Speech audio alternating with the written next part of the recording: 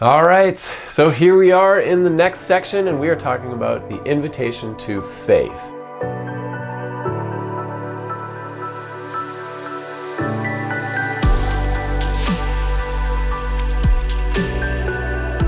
And so, as we know, that not everyone who comes to church, right, which is probably an awful way of saying things these days, right?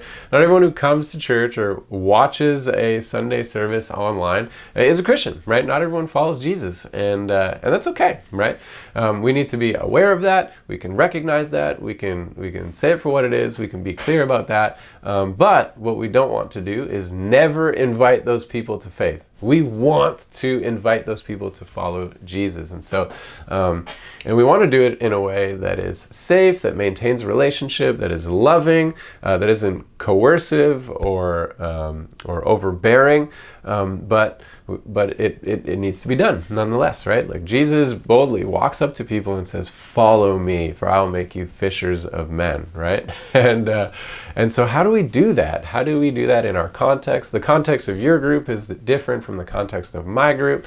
Your relationship with the individuals in the room is different than my relationship with the individuals in my room. And so how do we do this effectively and lovingly and consistently?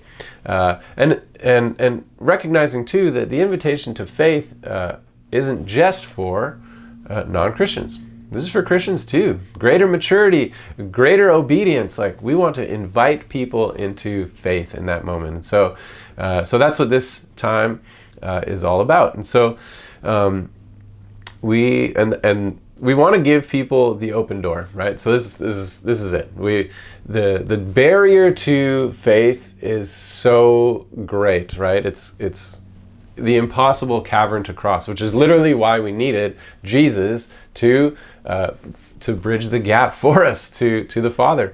But practically, how do we open doors for people to cross over? And that's our role right here, is literally opening the door and not forcing people to go through it. So remember that as you facilitate that time. We can be gentle, we can be calm, we can be loving, but we do need to open the door.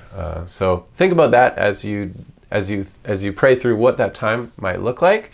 And again, that is for both the believer and the non-believer. So one, open the door to following Jesus for the first time, or open the door to greater maturity and obedience for Jesus all the way through. So there you go. That's faith. Very simple. We don't have to get too complicated, but it does have to be done. So have fun with that, and hopefully you see great fruit come from this.